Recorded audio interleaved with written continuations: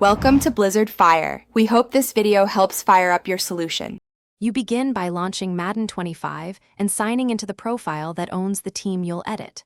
Once loaded, go straight to the mode where banners are stored, franchise, ultimate team, or customize, because that's where appearance assets live.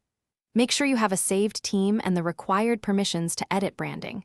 Without that, changes won't stick.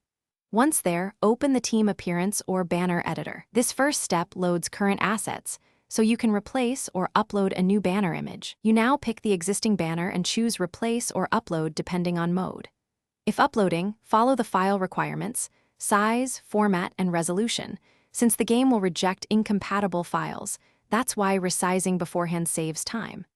Once your image is in, use the editor's alignment, scale, and color tools to fit the banner's safe area. You want logos centered and text readable. After adjustments, preview the banner in different stadium lighting and uniform combos, so it looks good in action. Finish by saving your edits and applying them to the team profile. Then immediately test by entering a match or the team hub so you confirm the banner is active. If the game doesn't show the new banner, don't panic. Verify file format and resolution, try a smaller image, and re-upload. Sometimes clearing the cache or fully restarting Madden forces the asset to refresh.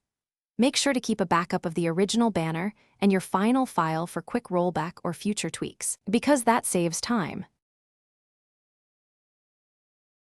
Thanks for watching. If you found this helpful, don't forget to like and subscribe.